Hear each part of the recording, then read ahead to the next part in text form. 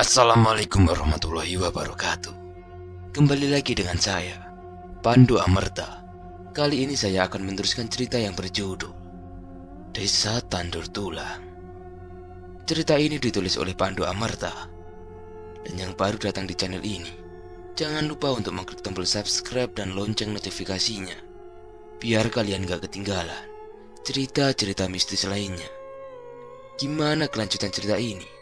Langsung saja kita memasuki ceritanya. Desa Tandur Tulang.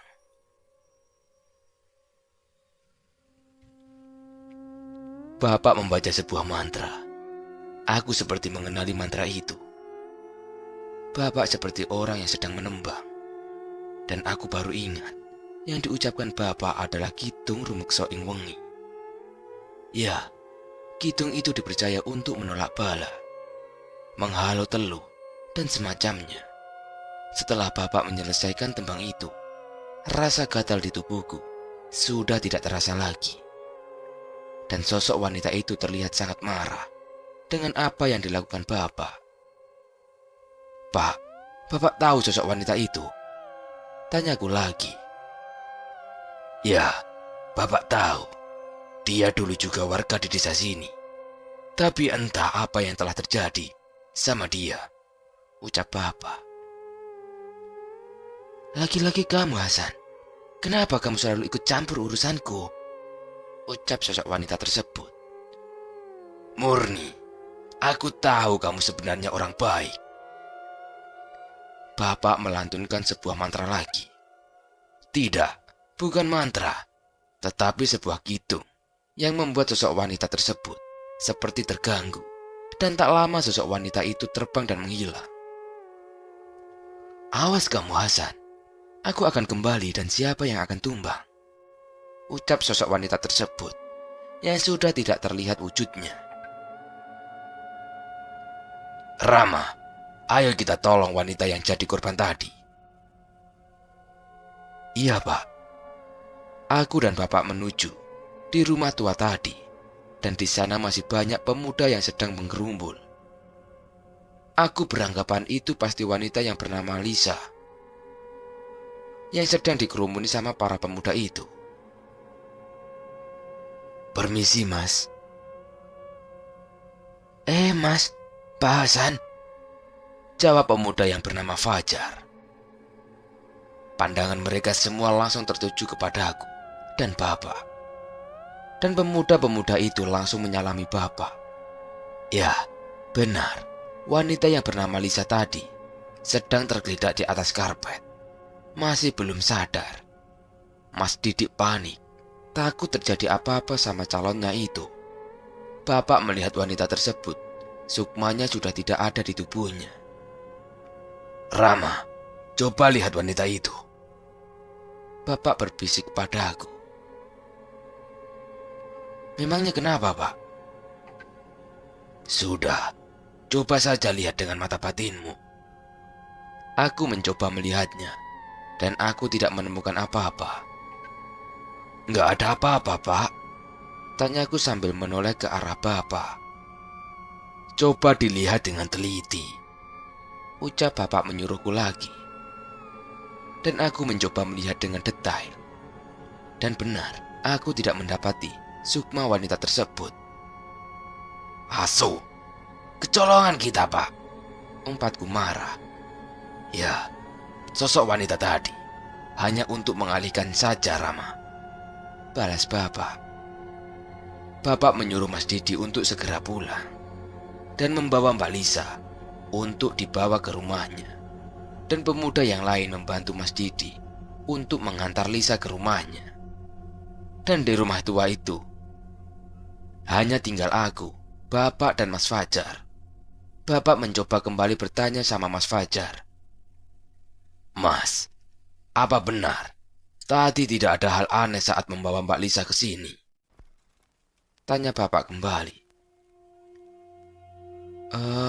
Ada satu, Pak.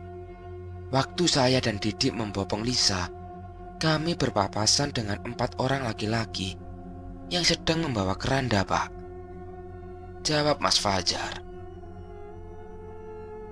Kenapa nggak bilang dari tadi, Mas? Bantahku. Maaf, Mas. Baru ingat saya. Kemana arahnya, Mas? Tolong tunjukkan. Ini demi keselamatan Mbak Lisa. Ke arah luar desa, Mas. Pak, kita harus mengejar itu. Kami bertiga segera mengejar 4 orang yang katanya Mas Fajar membawa keranda. 2 orang anak muda dan 1 orang yang sudah cukup berumur sedang berlari ke arah jalan keluar desa. Terlihat gapura desa. Dan aku melihat beberapa orang yang sedang memikul keranda kematian. Mas Fajar, apa itu? Bener, Mas, itu orang-orangnya. Ya udah, ayo cepat kita hampiri sebelum mereka keluar desa. Bapak melakukan gerakan tangan yang tiba-tiba di gapura desa terdapat dinding gaib yang menyerupai seperti kaca. 4 sosok itu menyadari dengan yang dilakukan Bapak, dan mereka langsung menoleh ke belakang. Hei, makhluk jelek, kembalikan sukma yang sudah kau ambil, teriakku pada 4 sosok tersebut.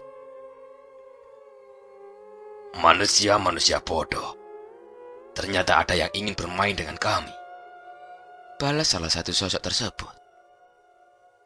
Aku menoleh ke arah Bapak dan Mas Fajar. Bapak menatap tajam ke 4 sosok tersebut. Tetapi beda dengan Mas Fajar.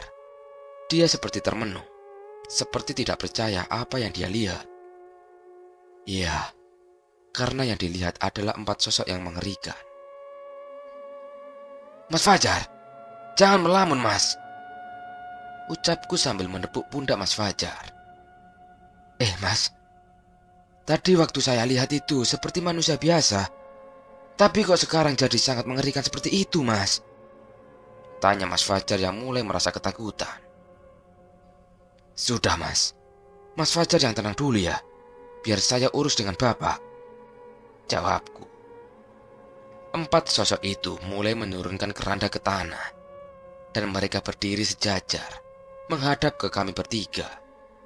Ke-4 sosok itu sangat tidak lazim wujudnya. Ada yang tidak memiliki mata, dengan wajah penuh borok dan belatung yang sesekali jatuh dari wajahnya. Semua hampir sama wajahnya, seperti itu. Rama, sudah siap? Tanya Bapak padaku. Sudah, Pak. Rama selalu siap. Mas Fajar, jangan lupa selalu berdoa, Mas. Minta perlindungan sama Tuhan, ucapku pada Mas Fajar. Baik, Mas. Kalian hati-hati ya, Mas. Pak Hasan. Aku hanya menganggukkan kepala, mengiyakan ucapan Mas Fajar. 2 melawan 4. Aku tidak gentar sama sekali. Aku mengambil kerisku yang kutaruh di pinggang, dan aku keluarkan kerisku dari warangkanya. Saat keluar, api hitam langsung menyala. Tidak akan aku lepaskan kali ini, ucapku lirih. Bapak sudah melesat terlebih dahulu. Pertarungan 2 manusia dan 4 sosok setan yang mengerikan terjadi di penghujung malam itu, dan 1 manusia yang menyaksikan pertarungan itu. Bapak melesat dengan cepat dan langsung menjambak rambut salah satu sosok tersebut. Kepala sosok yang dijambak langsung diseret tanpa ampun oleh Bapak dan dihantamkan ke sebuah batu besar yang berada di pinggir jalan. Kepala sosok tersebut langsung hancur berhamburan. Belatung-belatung terlempar ke berbagai arah. Bapak seolah menyimpan dendam kepada sosok-sosok tersebut. Setelah melakukan itu, Bapak menghadap ke sosok satunya lagi. Sekarang giliranmu, ucap Bapak dengan pandangan tajam. Bapak langsung melesat lagi dan mencekik lehernya. Sosok tersebut diangkat oleh Bapak dan dilemparkan ke arah pohon yang besar. Melihat yang dilakukan sama Bapak, aku hanya menggelengkan kepala, karena itu seperti bukan Bapakku. aku kembali fokus sama dua sosok yang masih berdiri.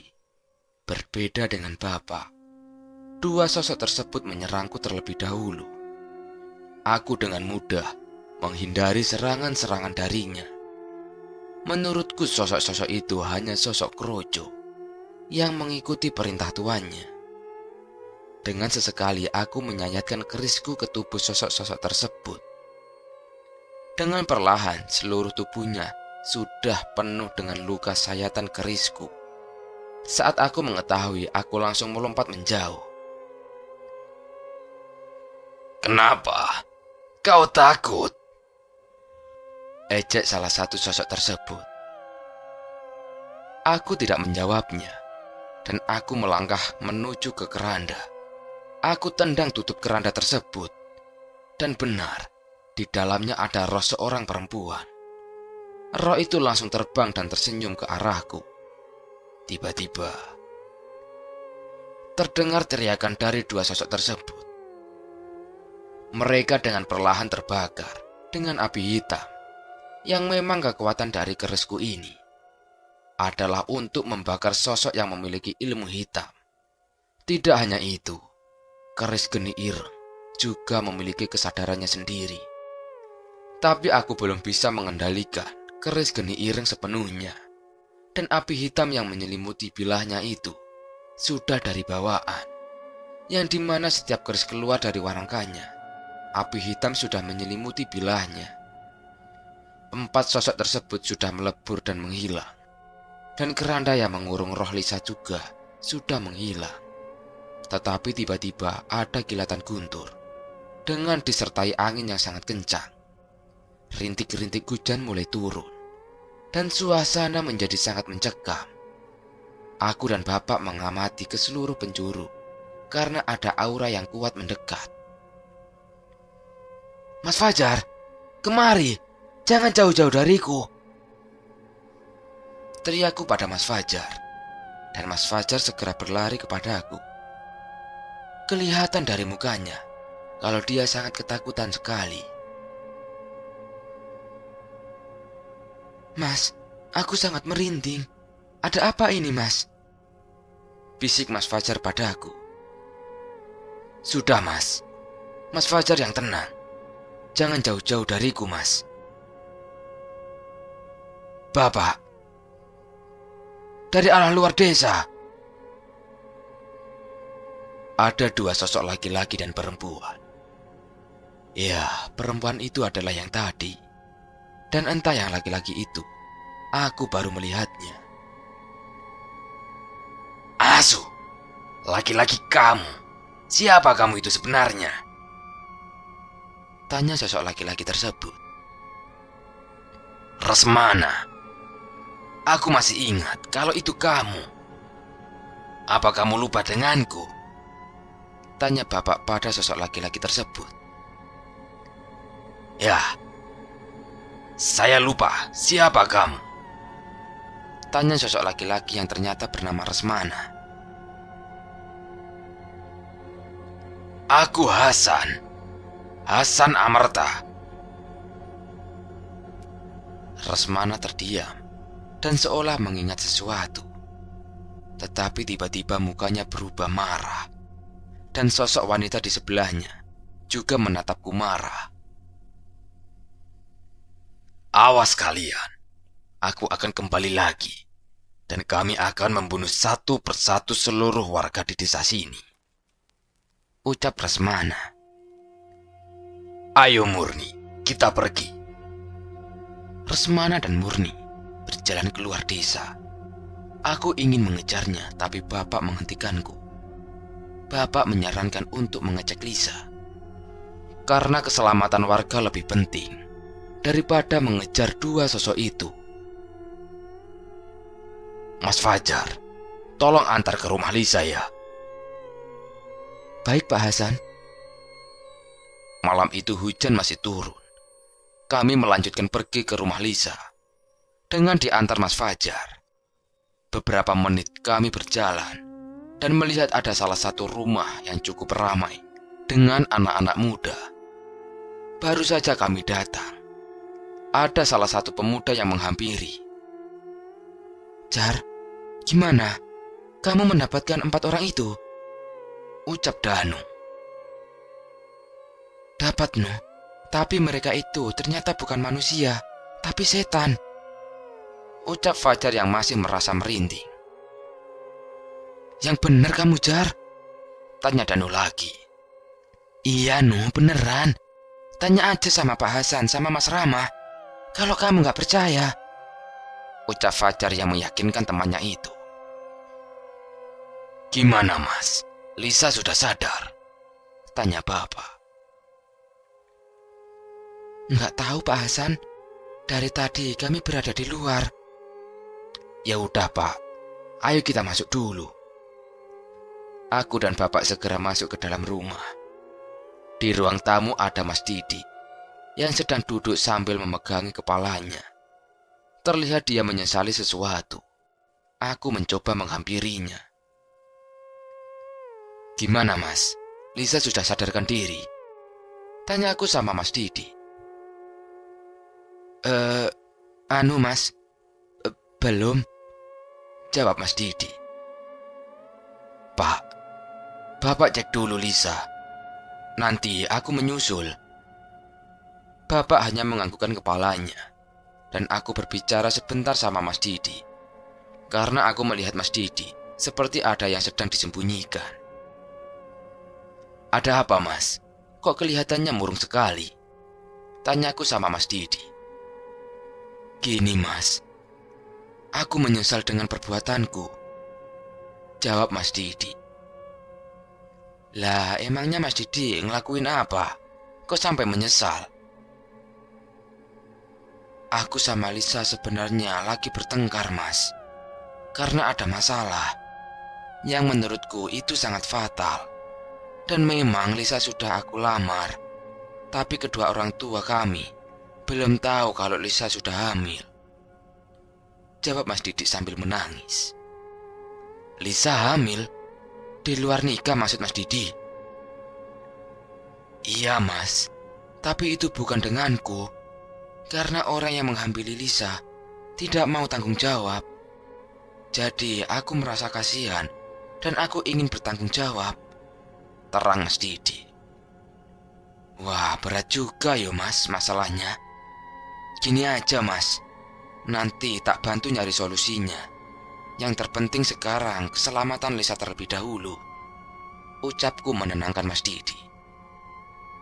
"Oh iya, Mas. Jangan bicara sama siapapun ya, Mas," pinta Mas Didi. "Iya, Mas, aman. Ya sudah, saya masuk ke kamar dulu ya. Mau lihat keadaan Lisa terlebih dahulu," ucapku sambil melangkah masuk ke dalam kamar. Di dalam ada kedua orang tua Lisa dan bapak yang sedang berbincang sama bapaknya Lisa. Aku menghampiri ibunya Lisa yang sedang menangis di samping anaknya. Aku melihat sukma Lisa sudah kembali pada tubuhnya. Tetapi ada satu sosok gaib yang mengikuti Lisa. Sosok itu menatapku dengan tajam. Aku tidak mau kalah. Aku juga menatapnya, dan perlahan aku mendekat pada sosok tersebut. Aku pegang sosok tersebut dan aku bacakan beberapa ayat suci. Dengan mudah sosok itu langsung hangus terbakar. "Gimana, Ram? Sudah kamu bakar?" tanya Bapak. "Sudah, Pak, aman. Tinggal nunggu sadarnya Lisa aja," jawabku dengan santai. "Apa, Pak, yang dibakar?" tanya ibunya Lisa penasaran. Karena aku tidak ingin ibunya Lisa tahu, aku mencoba mengalihkan pembicaraan. "Ini Lisa tinggal menunggu sadarnya aja, Bu. Nanti kalau udah sadar, tolong suruh segera mandi dan sholat yo," pesanku pada ibunya Lisa. Aku memanggil Mas Didi untuk masuk ke dalam kamar. Dan saat di kamar aku menyuruh Mas Didi untuk ngomong sejujurnya sama ibunya Lisa tentang masalah yang sedang dihadapi Mas Didi dan Lisa. Saat Mas Didi ngomong sejujurnya, orang tua Lisa sempat marah Tetapi bapak mencoba menenangkan orang tuanya Lisa, dan aku menenangkan Mas Didi untuk sabar menghadapi semua masalahnya.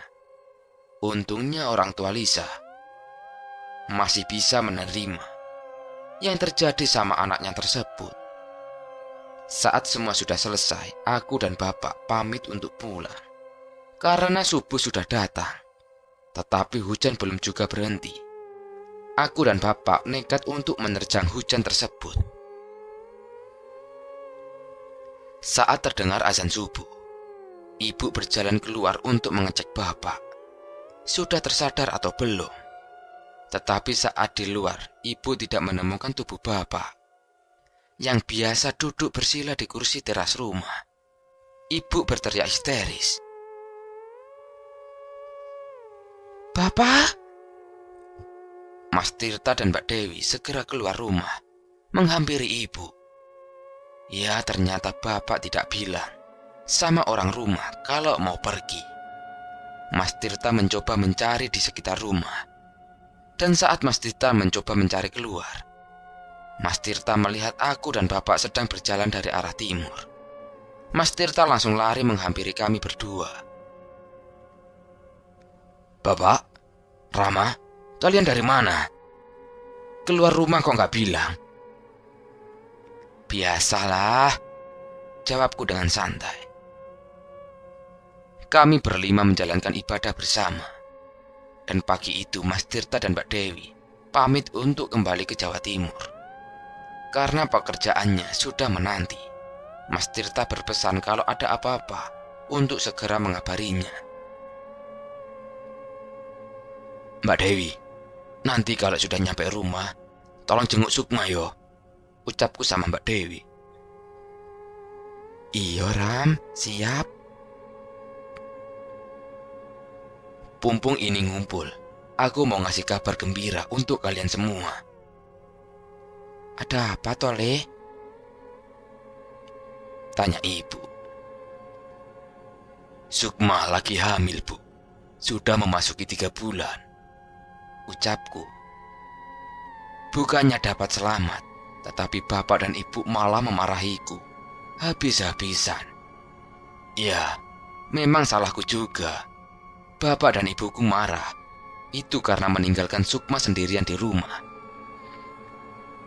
"Ya sudah, ibu tak ikut pulang aja. Kasihan Sukma sendirian di rumah. Nanti terjadi apa-apa malahan," ucap ibu. "Kamu itu sembrono loh, Ram. Keluarga kita itu lagi diincar.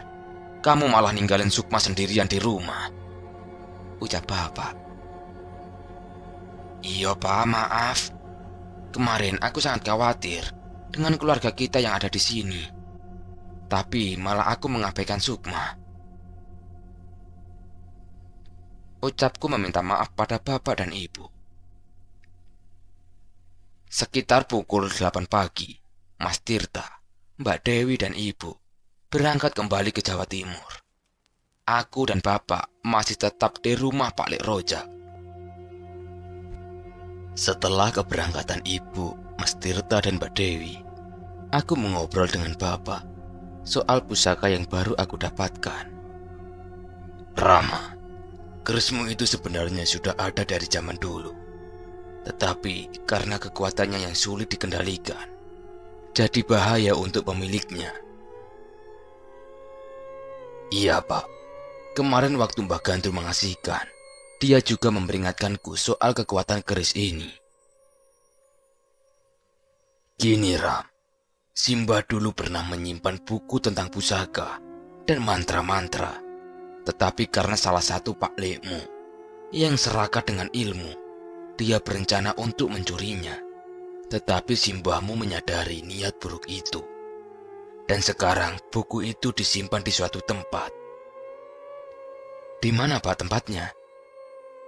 "Nama tempatnya Lembah Hitam. Tidak jauh dari sini, tetapi cukup bahaya kalau masuk ke sana.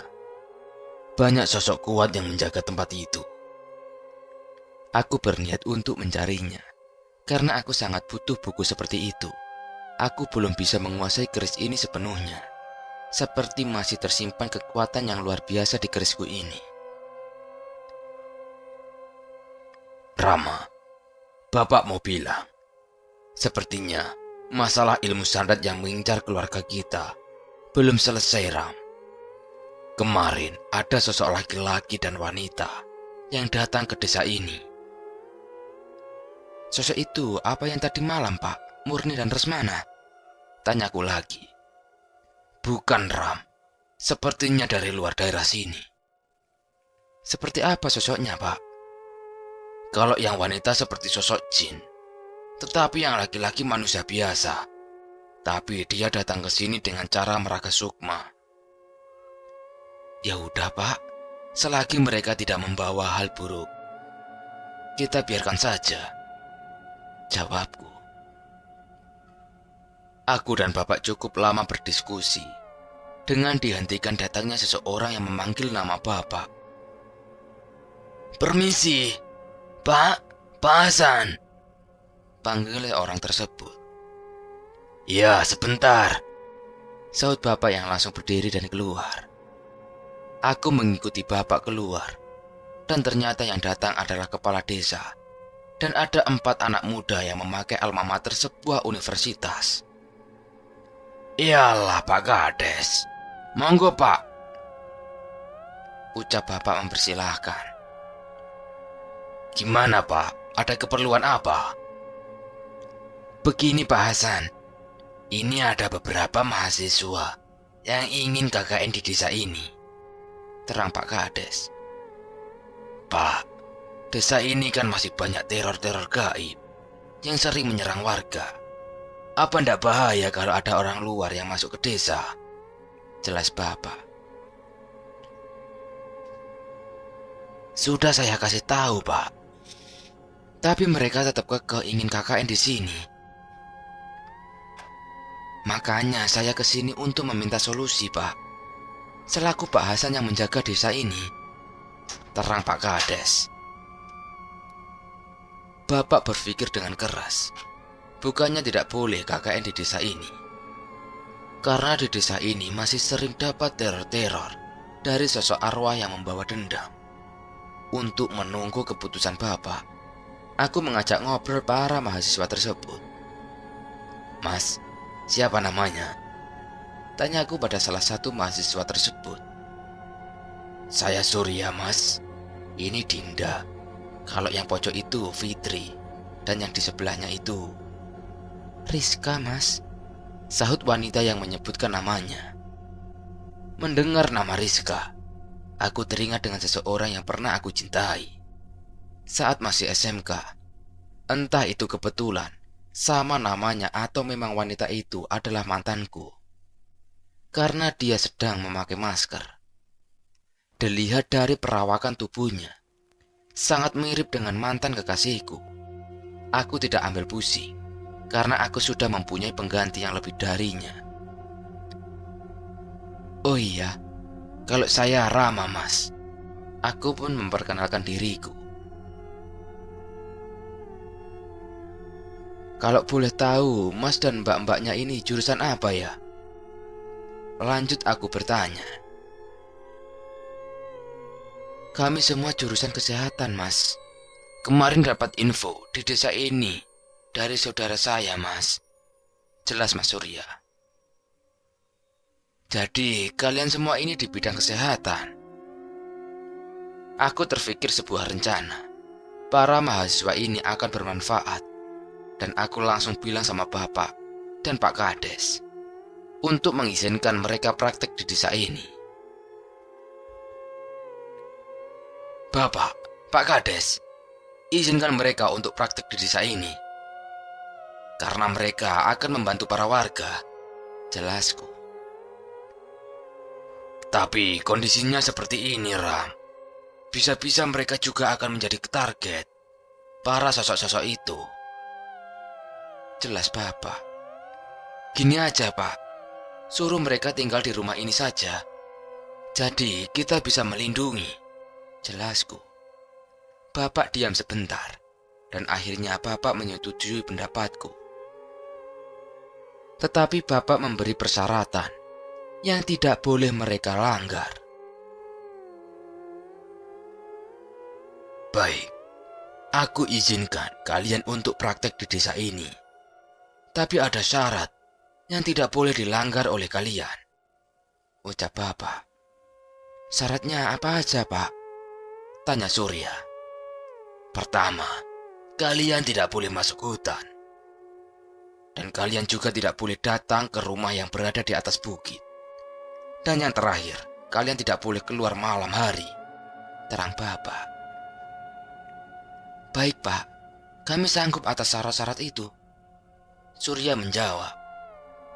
Setelah keputusan bapak disetujui oleh para mahasiswa tersebut, aku keluar untuk mencari rumah Mas Fajar. Tetapi aku kasih tahu terlebih dahulu kamar yang akan digunakan oleh 4 mahasiswa tersebut. Mas Surya, saya tinggal keluar dulu ya. Mas Surya bersih-bersih dan istirahat saja dulu. Iya mas, terima kasih sudah membantu saya ya mas. Aku keluar kamar dan mendapati ada 3 wanita, teman dari Surya. Mereka sedang bersih-bersih kamar di depan. Aku abaikan mereka karena sepertinya mereka sangat sibuk sekali. Aku langsung saja keluar menaiki motorku untuk mencari rumahnya Fajar. Pak, Rama keluar dulu, teriakku pada bapak dan langsung menarik gas motorku. Yo, jangan sampai malam pulangnya. Nanti masih ada yang ingin bapak bicarakan, Ram, teriak bapak balik. Siapa? Aman, jawabku. Di saat siang hari, desa ini sungguh nyaman sekali. Seperti tidak terjadi hal yang aneh. Bahkan banyak sekali burung-burung yang berkicau. Aku mengendari sepeda dengan santai sambil menikmati pemandangan. Dan aku tiba-tiba teringat Lisa. Gimana keadaannya? Aku langsung saja menuju rumahnya. Tak jauh, karena aku sudah berada di depan rumahnya. Dan aku mendapati seorang wanita yang sedang menyapu halaman. Mau nyari siapa, mas? Tanya wanita tersebut, yang ternyata Lisa. Enggak mbak, salah rumah kayaknya, jawabku. Lah masnya mau ke rumahnya siapa? Tanya dia lagi. Rumahnya Mas Fajar. Yang mana ya mbak? Kok lupa saya? Yang itu loh mas, ucap Lisa sambil menunjuk sebuah rumah yang berada di seberang jalan. Oh iya mbak, terima kasih yo. Mbaknya udah sehat, ucapku berterima kasih dan menanyakan keadaan Lisa. Baik mas, jawab Lisa singkat dan langsung masuk ke dalam rumah. Aku kembali menyalakan motorku dan menuju rumah Mas Fajar. Rumah yang sangat sederhana, tetapi lumayan cukup nyaman. Dinding yang terbuat dari kayu dan bentuk rumah yang seperti rumah tradisional Jawa. Terlihat ada seorang laki-laki cukup berumur yang sedang duduk di kursi depan rumah. Aku segera turun dari motorku dan menghampiri sosok laki-laki tersebut. Permisi pak. Iya le, monggo. Mau nyari siapa? Tanya laki-laki tersebut. Mas Fajarnya ada pak? Ada le, itu di belakang. Lagi bersihin singkong. Samperin aja ke belakang. Nggih pak, suwun, jawabku dan langsung menuju ke arah belakang. Benar aku melihat Mas Fajar yang sedang mengupas singkong yang lumayan banyak. Dia cukup lincah mengupas singkongnya, seperti sudah terbiasa. Ternyata Mas Fajar ini memiliki usaha yang lumayan sudah langka. Jarang sekali ditemui di zaman sekarang. Gedhok lindri adalah kue tradisional yang terbuat dari bahan singkong. Inilah bisnis Mas Fajar, yaitu produksi gedhok lindri. Cukup lama aku memperhatikan Mas Fajar, dan akhirnya dia menyadari keberadaanku. Dia langsung menghampiriku dan menyuruhku duduk di kursi sebelahnya.